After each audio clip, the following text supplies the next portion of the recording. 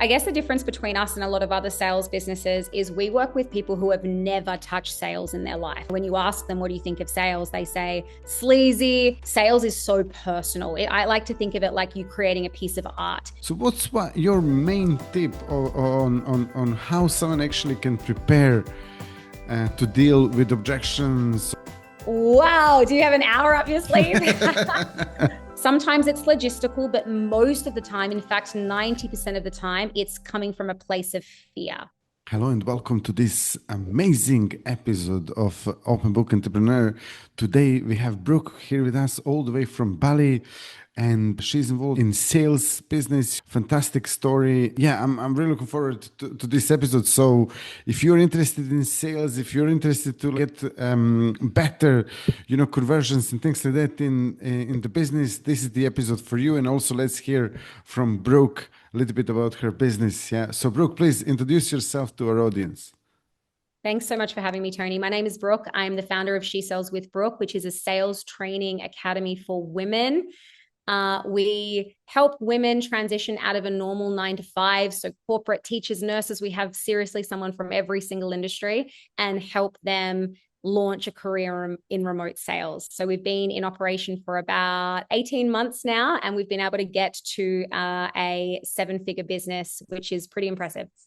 That is impressive for sure. And we touched base a little bit about your story. How did you get into the business and so on? So how did you get into the business of sales? So can you tell us a little bit more about that, please?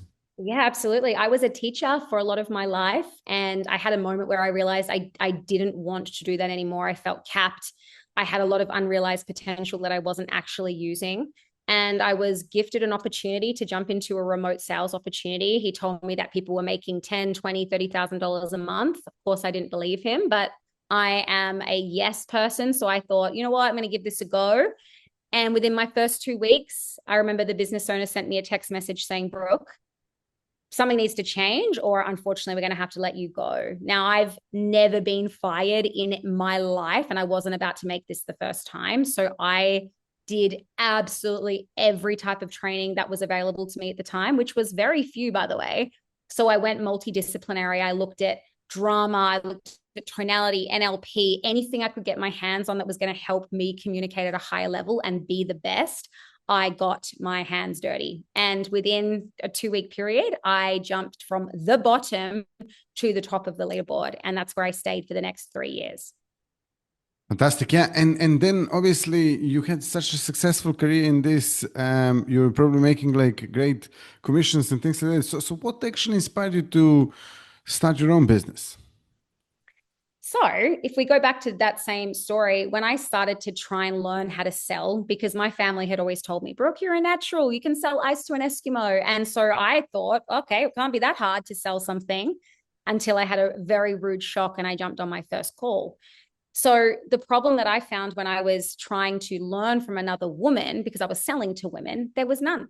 There was absolutely no training that I could get in sales that was created by a woman.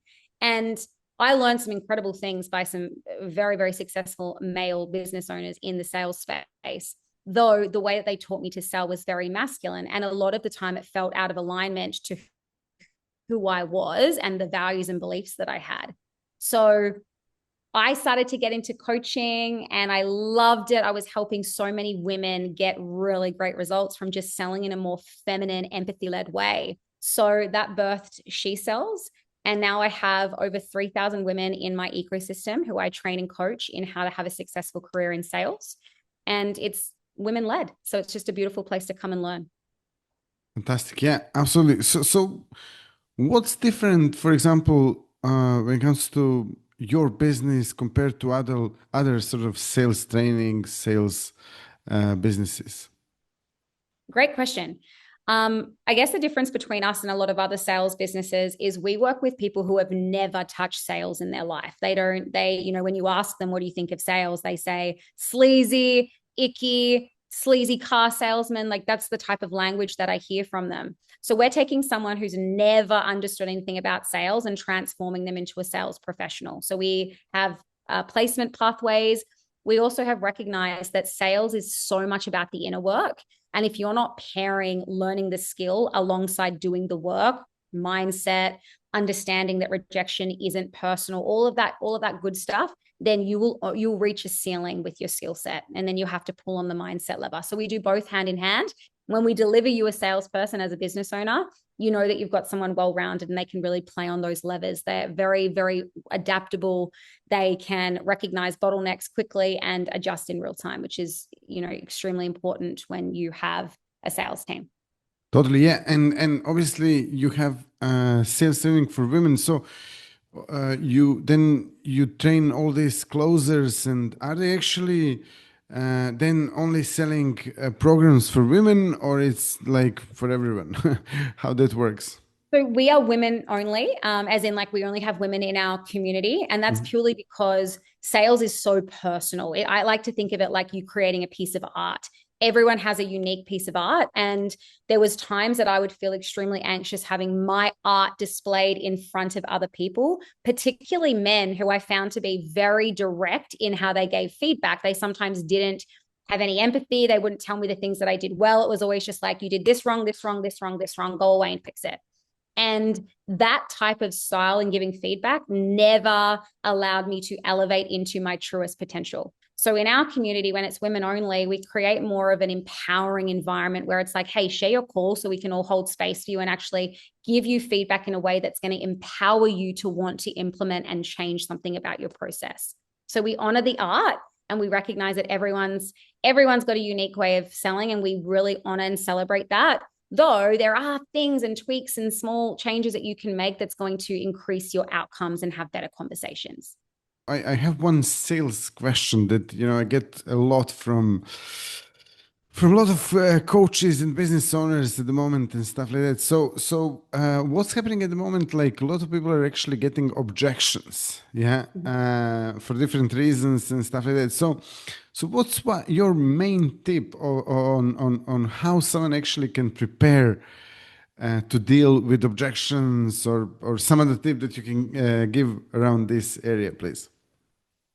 Wow. Do you have an hour up your sleeve? um, so my philosophy is to pre-handle objections as much as you can because you have them in a different energetic state. So once you've given them the price, unfortunately, they dip into fear because it creates this barrier. And so they become very resistant. They dip from out of resourceful and willingness into fear. So if the objection is fear-based, you must treat that objection first. You got to get beneath the objection that they'll give you is usually I can't afford it or I need to ask my partner, which is surface level objection. Sometimes it's logistical, but most of the time, in fact, 90% of the time, it's coming from a place of fear because they're having this internal battle with who they are and who they want to be.